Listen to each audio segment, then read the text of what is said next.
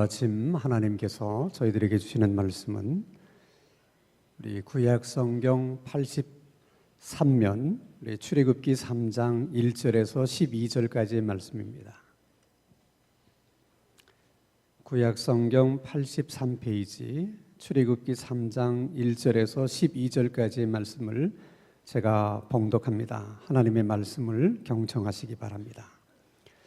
모세가 그의 장인 미디안 제사장 이드로의 양떼를 치더니 그떼를 광야 서쪽으로 인도하여 하나님의 산 호렙에 이르매 여호와의 사자가 떨기나무 가운데로부터 나오는 불꽃 안에서 그에게 나타나시니라.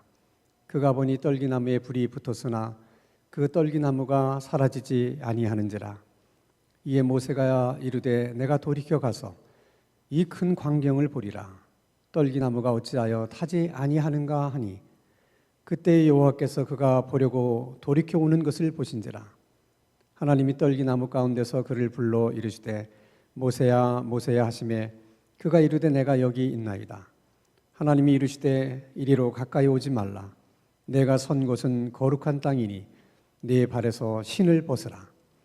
또 이르시되 나는 내 조상의 하나님이니 아브라함의 하나님 이삭의 하나님 야곱의 하나님이니라.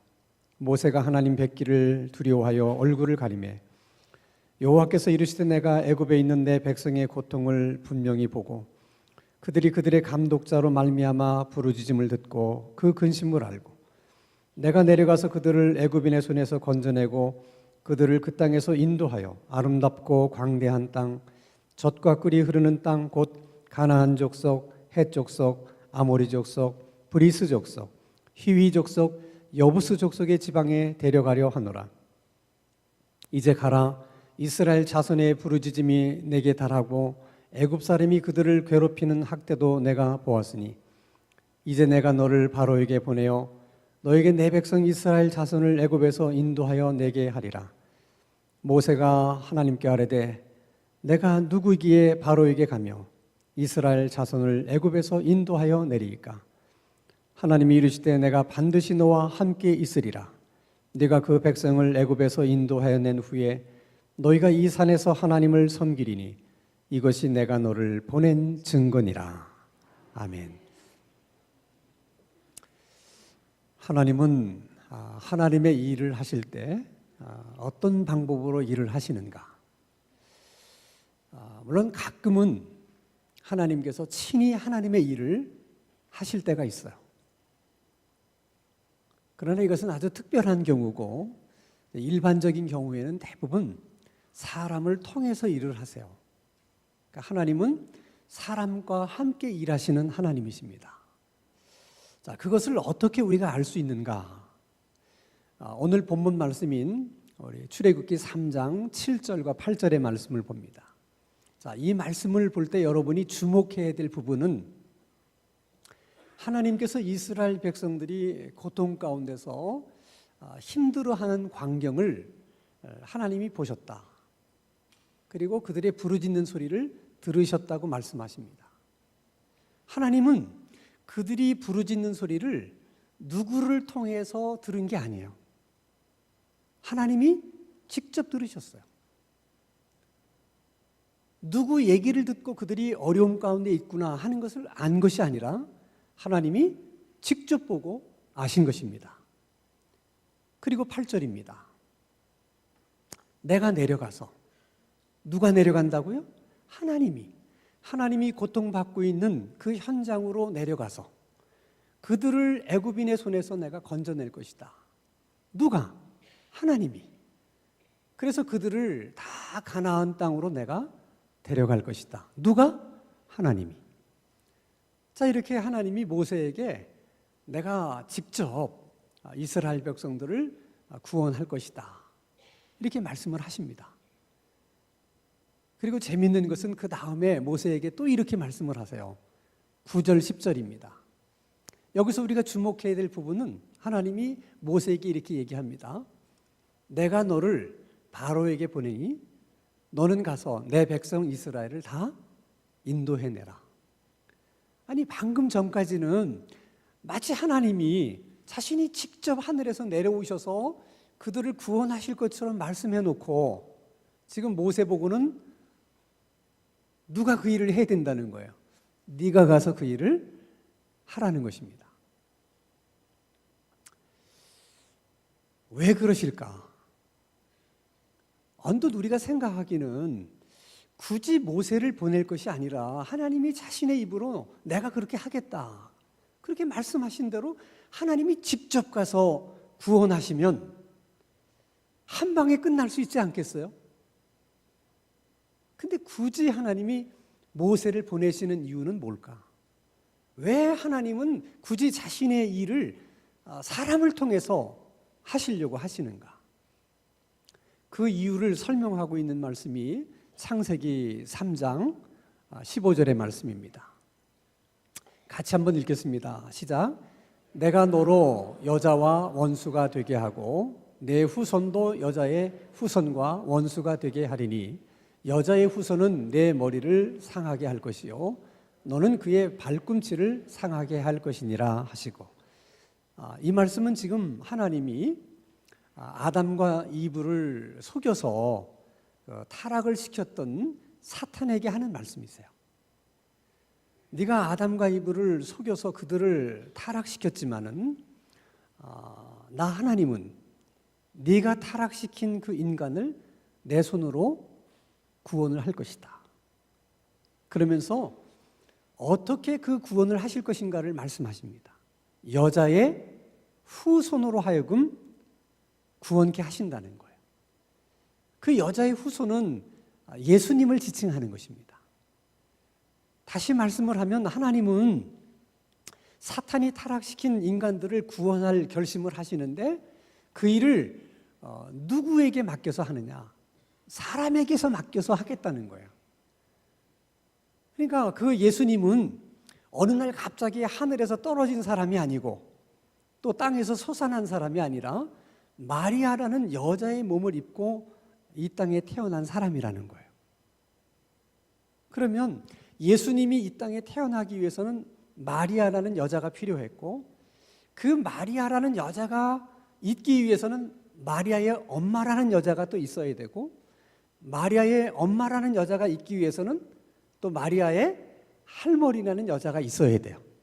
자, 이렇게 계속 올라가게 되면 결국 하나님이 인간을 구원하시는 하나님의 구속사에는, 구속의 역사에는 수없이 많은 사람들이 쓰임을 받게 된 것이죠.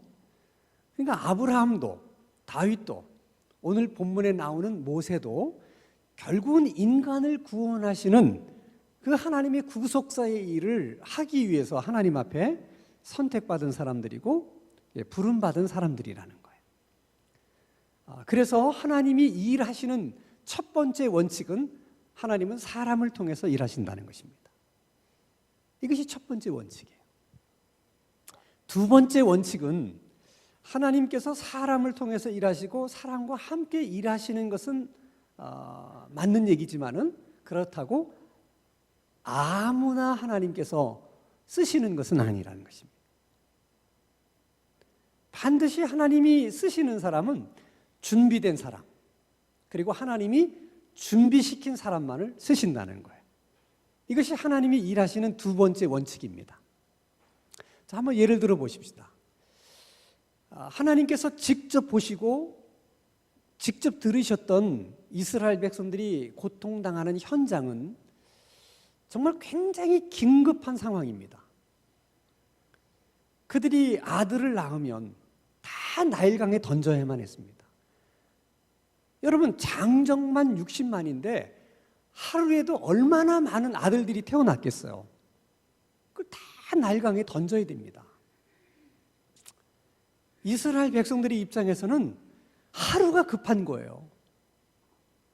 근데 하나님께서 그들에게 구원을 말씀하시면서 그 이스라엘 백성들을 구원할 사람을 그때부터 하나님이 준비를 시키는 거예요. 그래서 모세를 태어나게 하시고 그리고 모세를 80년 동안이나 준비를 시키십니다. 하나님은 급하다고 아무나 가져다가 쓰시는 하나님이 아니라는 거예요. 그래서 모세가 80년 동안 준비를 하고서야 이스라엘 백성들을 인도해내는 그 일을 하게 됩니다. 하나님은 40년 동안 모세를 어떻게 준비시키느냐? 전반부 40년은 왕궁에서 교육을 받는 일로 준비를 시켜요. 왕궁에서 교육을 받는 것은 왕자로서 나중에 애굽을 다스릴 수 있는 리더십을 훈련받는 거예요. 많은 사람들을 통치한다는 것은 말처럼 쉬운 것이 아니잖아요. 그래서 40년 동안 교육을 받는 거예요. 우리 생각에 하나님께서 나중에 이스라엘 백성들을 인도해내야 되는 모세의 입장에서 왕궁에서의 40년의 교육, 이것은 충분히 필요하다, 이런 생각이 드는데, 나머지 후반부 40년은 광야에서 훈련을 받아요. 근데 그것은 조금 이해가 안 되죠. 이 광야에서의 훈련이 도대체 뭐가 필요했을까? 자, 모세가 왕궁에서 훈련을 받게 된 계기는 지난 시간에 말씀을 드려서 다 여러분 아시는 얘기예요. 모세의 엄마가 모세를 숨겨서 키우다가 울음소리가 커지니까 더 이상 숨겨 키울 수 없어서 갈대 상자를 만들고 그 안에 모세를 누운 다음에 나일 강변에 띄워보냅니다. 누가 발견해요? 애굽의 공주가. 그리고 그 공주가 자기의 양아들로 삼아서 그래서 40년 동안 왕자로 교육을 받게 되는 것입니다. 아니면 그러던 모세가 왜 갑자기 광야로 가서 광야 훈련을 받게 되는 것일까? 거기에 대한 사연은 출애굽기 2장에 자세히 기록되어 있어요. 자, 이스라엘 백성들이 장정만 60만이에요. 매일 죽겠다고 아우성을 칩니다. 그 소리를 하나님만 들으셨겠어요? 이집트 왕궁에 사는 사람들도 매일 듣는 얘기예요. 모세인들 그 소리를 안 들었겠습니까? 들었습니다. 그러나 모세가 아마도 사춘기 때는 자신이 엄마로부터 신앙교육을 받으면서 너의 뿌리는 이스라엘이다 하는 얘기를 수도 없이 들었지만, 그러나 사실 자기가 왕자인데 자기의 피가 노예들의 피다, 이런 것이 모세에게 뭐가 좋았겠어요? 감추고 싶은 거죠. 그렇게 나이가 40이 된 거예요. 나이 40이 되니까 이제 철도 들 만한 나이 아닙니까? 그때서야 정말 내 백성들이 도대체 얼마나 고생을 하며 살면 저렇게 비명을 지르면서 사는 걸까 궁금했던 거예요. 그래서 그들이 노역을 하고 있는 현장에 모세가 어렵게 시간을 내서 가봅니다. 그랬더니 마침 이스라엘 백성 하나가 애굽의 관리에게 얻어맞고 있는 거예요. 갑자기 너무 측은하다는 생각이 든 거예요. 그 사방을 둘러보니까 보는 사람이 없어요. 열받은 김에 그냥 관리를 몇 대 쳤는데 그 관리가 죽었어요. 그래서 모래땅을 파고 파묻어 버렸습니다. 아무도 모를 거라고 생각한 거죠. 그 다음날 아침에 또다시 노역 현장에 가봤더니 이번에는 이스라엘 사람들끼리 싸웁니다. 그래서 모세 생각에 서로 격려하고 돕고 위로하며 살아도 모자랄 판에 왜 싸우십니까? 그랬더니 한 사람이 대뜸 소리를 지르면서 하는 말이, 네가 뭔데 우리 일에 이래라 저래라 하는 거냐? 네가 어제는 애굽인을 때려 죽이더니 오늘은 우리를 때려 죽일 작정이냐? 그때 모세가 깜짝 놀랍니다. 나는 아무도 보는 사람이 없다고 생각하고 사람 죽여서 파묻었는데 이게 다 알려진 얘기구나. 그리고 소문을 들으니까 이미 바로 왕이 그 사실을 알고 그걸 빌미로 해서 모세를 제거할 생각을 한다는 그 얘기를 전해 듣게 되는 것입니다. 두려운 나머지 모세가 도망을 쳤어요. 자, 애굽을 떠나면 어디로 갑니까? 애굽이라는 땅을 벗어나면 다 광야예요. 그래서 광야를 헤매다가 목이 너무 말라서 한 우물을 발견하고 물 얻어 먹으러 그 우물가로 갑니다. 그때 한 여자가 자기 양떼에게 물을 먹이려고 하던 차에 동네 청년들이 떼거리로 몰려와서 그 여자애를 밀치고 자기 양떼들에게 물을 먹이는 거예요. 그걸 보는 순간 또 모세가 열받는 거죠. 마치 오늘로 말하면 있는 자들이 갑질하는 거잖아요. 그래서 그 청년들을 다 쫓아버립니다. 그 여자가 고맙기도 하지만은 뭐 얘기를 들어보니까 오갈 데 없는 사람이야. 그래서 자기 집으로 데리고 갑니다. 잘 씻기고 잘 대접을 합니다. 그 집 아버지가 모세를 보니까 생긴 것도 괜찮고 오갈 데 없는 청년, 그게 자기 딸을 줘서 사위로 삼아요. 그래서 광야의 삶이 시작되는 거예요. 자, 이런 얘기가 여러분 다 남의 얘기이기 때문에 우리는 그냥 쉽게 생각해요. 40년 동안을 궁궐에서 살았던 사람이에요. 얼마나 편안한 삶이었겠어요. 그런 사람이 하루아침에 문화시설이란 아무것도 없는 광야에서 산다는 것은 절대 쉬운 일이 아닙니다. 이건 환경이 변해도 너무 급격히 변한 거예요. 사람이 여러분 40도 뜨거운 데 있다가 뭐 한 20도 되는 정도에는 그래도 적응할 만해요. 근데 40도나 되는 뜨거운 곳에 있던 사람이 영하 20도로 갑자기 내려간다. 못 견딥니다. 모세도 마찬가지. 정말 견디기 어려운 삶이에요. 그때 사람에게 나타나는 여러 가지 감정이 있어요. 그 첫째가 분노입니다. 내 팔자가 어떻게 해서 이렇게 됐나. 이럴 수밖에 없는 자기 자신에 대한 분노가 생겨요. 또 가만히 생각해 보니까 누구 때문에요? 자기는 이스라엘 백성들 도와주려고 했던 이놈들이 그런 자기 입장을 조금 더 알아주지 못한 그 섭섭함에 대한 분노가 있을 수 있어요. 하나님 믿는 사람 같으면 하나님에 대한 분노도 있죠. 그러다 시간이 지나면 그 분노가 절망으로 바뀝니다. 이렇게 살아서 뭐하나? 이렇게 산다는 것이 무슨 의미가 있나? 죽고 싶은 생각이 들어요. 또 그러다 시간이 어느 정도 지나면 사람이 체념을 하게 됩니다. 왕년이 밥 먹여주냐? 뭐 내가 왕년에는 내가 왕자였지만 오늘 내 형편이 그런데 내가 왕년이 그랬다고 해서 뭐가 달라지는 게 있겠느냐? 체념을 하고 나서야 자기의 현실을 받아들이고 그냥 현실에 적응하면서 살아요. 그러나 아무리 그 현실을 그냥 받아들이고 산다고 할지라도 모세의 광야 40년은 결코 행복한 삶이 아니었다는 생각이 들어요. 어떻게 행복할 수 있었겠어요? 그래서 그런 모세의 심정을 표현해 주는 성경 구절이 있어요.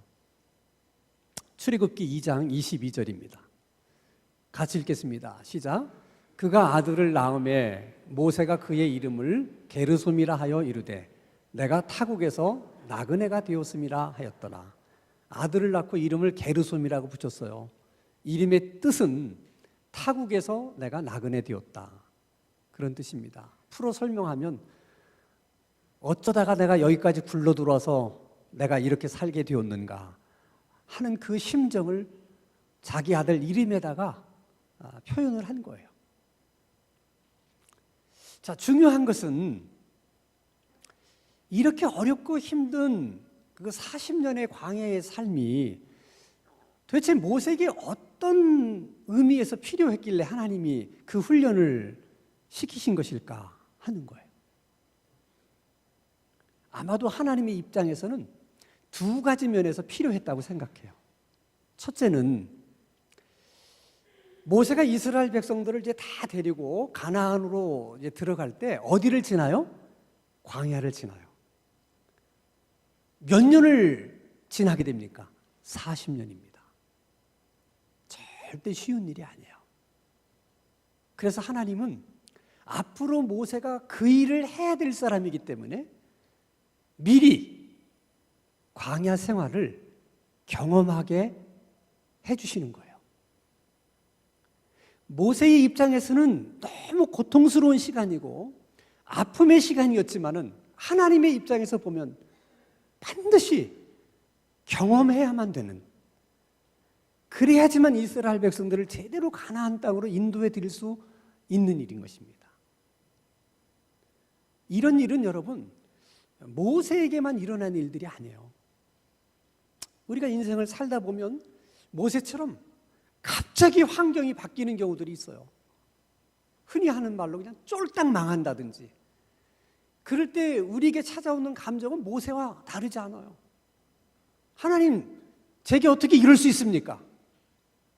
분노죠. 절망이죠. 죽고 싶은 생각밖에 없죠.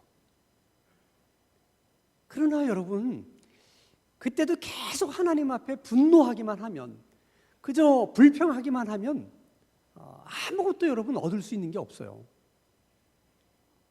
그때도 어쩌면 이것이 하나님께서 뭔가 하나님의 일을 내게 맡기시려고 미리 나로 하여금 준비하도록, 경험해 보도록 내게 허락하신 사건은 아닌가 하는 생각을 한 번쯤 해보면서 끊임없이 하나님께 이렇게 물어야 돼. 하나님, 나를 어디에다 쓰시려고 오늘 이런 어려움을 겪게 하시는 것입니까? 도대체 하나님이 나를 어디다 쓰시려고 지금 저를 이렇게 만든 것입니까?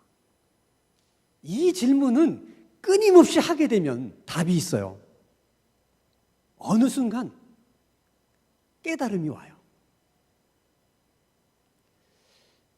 또 하나, 하나님께서 모세에게 광야의 40년의 삶을 허락하신 이유 중에 하나는 하나님이 모세를 쓰고 싶어도 모세가 하나님의 부르심에 동의를 해야 되거든요. 하나님은 절대로 억지로 사람을 쓰시지는 않아요. 근데 하나님 생각에 모세가 애굽의 궁궐에 있을 때 불렀다면 모세가 쉽게 동의하지 않을 거라고 생각한 거예요. 그렇다면 여러분, 광야 40년의 삶, 그 광야라는 환경은 하나님께서 모세를 부르시기 위해서 하나님이 준비하신 환경이에요. 그런 곳으로 모세를 오게 해서 하나님의 부르심에 쉽게 응답할 수 있도록 그런 모든 여건을 만들어 놓으시고 그리고 모세를 부르시는 거예요. 근데 이 점에서 우리는 하나님의 생각과 우리 생각이 달라요. 우리들은 우리가 잘 나갈 때 하나님이 불러주시기를 바라세요. 왜? 그래야 뭔가 좀 할 수 있을 거라는 생각이 들어. 내가 잘 나갈 때, 돈도 펑펑 벌 때, 뭐 이럴 때 불러야 뭘 해도 하지. 쫄딱 망해가지고 뭐 할래도 할 것도 없는데 뭐 이럴 때 부르셔서 뭐 저보고 어떻게 하라고. 그게 모세의 심정도 다르지 않아요.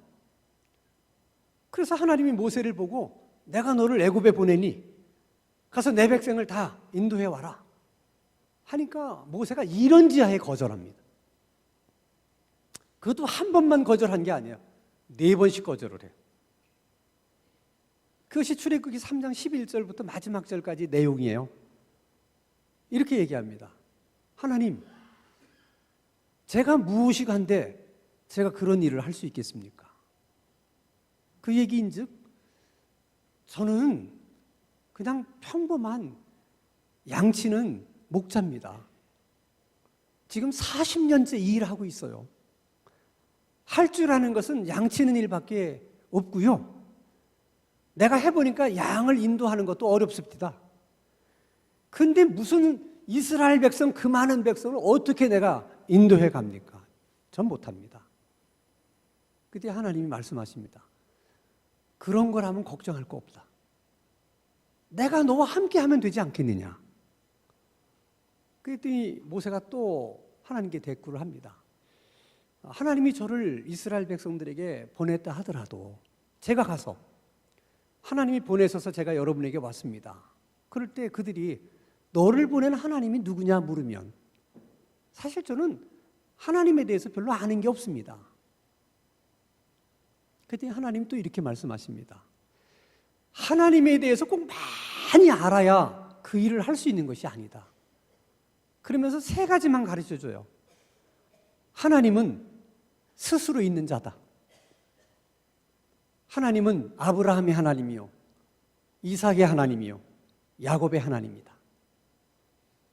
내가 조상들을 기억해서 이스라엘 백성들을 다 가나안 땅으로 인도해 갈 것이다. 너희들이 애굽을 떠날 때 빈손으로 떠나지 않고 많은 은근보화를 가지고 떠날 수 있도록 해주겠다. 이상. 그 세 가지만 알아도 너는 충분히 가서 그 일을 할 수 있다는 거예요. 그랬더니 또 모세가 말합니다. 하나님 아무리 그러셔도 그들은 저를 믿지 않을 것입니다. 하나님 또 말씀하세요.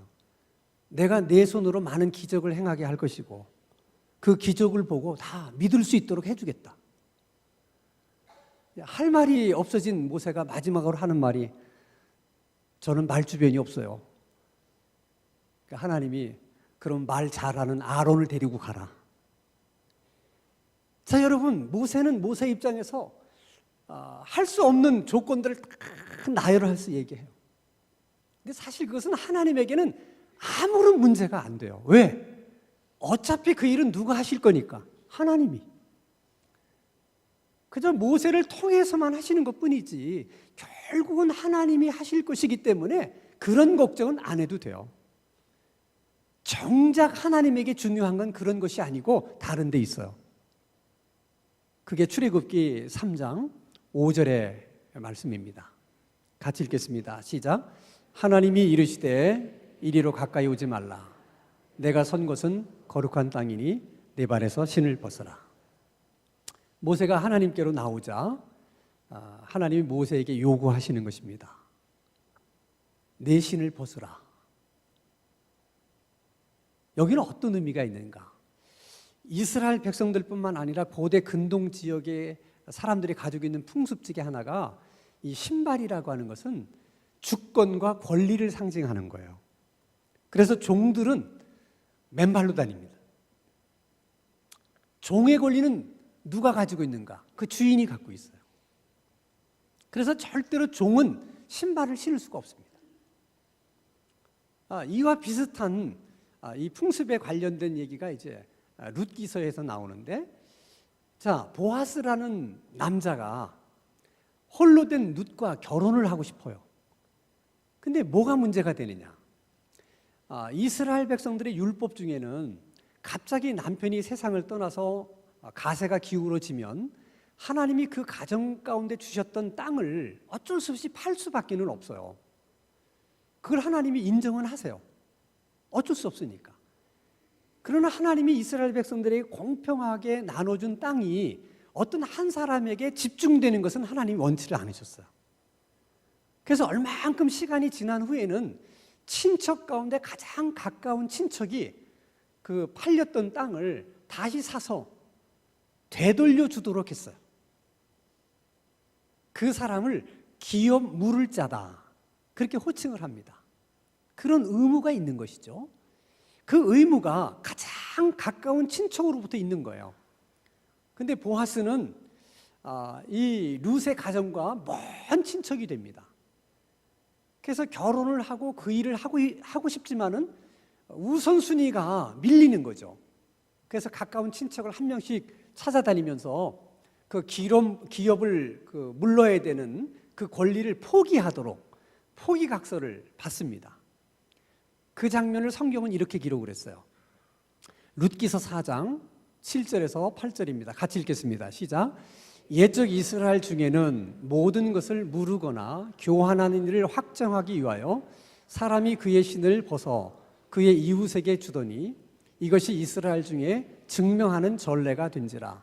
이에 그 기업 물을 자가 보아스에게 이르되 내가 너를 위하여 사라 하고 그의 신을 벗는지라. 그러니까 신을 벗는 것은 내가 권리를 너에게 넘기겠다, 내 권리를 포기하겠다, 그런 의미예요. 자, 그러면 모세에게 주어진 사명은 아주 간단한 것입니다. 하나님의 백성들을 다 가나안 땅으로 이끌고 가라는 거예요. 근데 여러분, 이 사명은 모세에게만 주어지는 것이 아니라 하나님의 구속사가 계속 진행되는 가운데 모든 하나님의 종들에게, 하나님의 일꾼들에게 부여된 사명이에요. 지금도 여러분, 이 세상 안에는 자기가 하나님 앞에 선택을 받았던 하나님의 백성이라는 것조차도 모르고 정말 이 세상의 여러 악한 영들에게 눌려서 그렇게 고생하면서 사는 사람들이 너무나 많은 거예요. 근데 하나님은 그들을 위해서 기도했던 많은 기도의 사람들의 기도를 기억하고 있어요. 얼마나 많은 사람들이 기도원에서 눈물을 흘려가면서 한국의 복음화를 위해서 기도했는지 모릅니다. 자기 가족과 친척들을 위해서 기도했는지 몰라요. 그들은 이미 이 세상을 다 떠났을지라도 하나님은 그들이 절규하면서 하나님 앞에 기도했던 그 기도를 다 들으시고 기억하고 계신 거예요. 그래서 그들의 기도대로 이 땅에 있는 그 하나님의 사람들을 천국으로 데리고 가기 위해서 지금도 끊임없이 모세를 불렀듯이 우리들을 부르시는 거예요. 그래서 그 일을 위해서 특별히 내가 특정한 사람들을 구원하는데 그들이 경험했던 그들의 환경을 내가 미리 경험해 봐야만 그 일을 잘 할 수 있으리라. 이렇게 하나님이 판단하실 때는 모세처럼 우리에게도 광야를 경험하게 하는 거예요. 특별한 뜻이 있는 거예요. 내가 경험한 그 환경 속에 있는 사람들을 하나님께서 인도해내라고 하는 하나의 사인일 수도 있는 거예요. 그런데 우리들의 문제는 하나님 앞에서 신을 안 벗는다는 거예요. 여러분, 하나님께서 왜 모세가 왕궁에 있을 때 부르지 않았을까? 신발 벗기가 너무 어려워. 하나님 앞에 포기해야 될 것들이 너무 많아. 근데 지금 광야에서는 그런 게 별로 없는 거예요. 그것은 여러분, 우리들도 마찬가지예요. 우리가 신발만 벗으면 다 끝날 수 있는 문제인데 아직까지도 하나님 앞에서 그 신발을 벗지 못해서 광야가 끝나지 않고 지금도 계속되고 있는 사람들이 너무 많은 거예요. 여러분, 우리가 사는 것이 아무리 힘들고 어렵고 또 우리가 지금 하고 있는 일이 아무리 어렵고 힘들다 하더라도 내가 하나님의 손에 붙들려서 하나님께 쓰임만 받을 수 있다면, 그런 확신만 생긴다면 그때처럼 마음이 평안할 데가 없어요. 그때처럼 산다는 것이 보람 있게 느껴질 때가 없어요. 그때처럼 우리 자신이 그렇게 자랑스럽게 여겨질 때가 없어요. 예수님이 재림하시는 그날까지 하나님의 구속사는 지금도 계속되고 있고 하나님 그 구속사에서 오늘도 모세를 부르듯이 우리를 부르시는 거예요. 우리가 그 일을 하면 우리가 모세야. 옆에 있는 분들하고 인사해. 모세시군요. 이렇게 한 번씩. 여러분, 이 하나님의 이 엄청난 구속사의 작은 한 모퉁이 귀퉁이라도 우리가 거기에 쓰임 받을 수만 있다면 얼마나 좋을까. 이게 우리들의 바람이에요. 바라기는 우리가 살아있는 동안 그렇게 하나님 앞에 부르심을 받고 그 일에 쓰임 받을 수 있는 우리 모두가 될 수 있기를, 그런 은혜를 하나님이 우리 모두에게 주시기를 주님의 이름으로 축원합니다. 기도하겠습니다. 거룩하신 아버지 하나님, 우리가 지금까지 어떤 형편 속에서 살아왔든지, 그리고 지금 어떤 형편 가운데 살아가고 있든지, 그 모든 것은 우연이 아니라 하나님께서 우리를 어딘가에 쓰시려고 우리에게 준비시켜 주신 환경이며, 우리를 부르시기 위해서 하나님이 친히 준비하신 환경이라고 저희들은 믿습니다. 하나님, 그렇게 깨달을 수 있는 은혜를 주시옵소서. 우리를 부르시는 하나님의 음성을 듣게 해주시고, 우리도 모세처럼 하나님 앞에 우리의 신발을 벗어드리게 하옵소서. 그래서 이제는 우리의 광야의 훈련을, 광야의 삶을 끝낼 수 있게 하여 주시옵소서. 예수 그리스도 이름으로 기도하옵나이다. 아멘.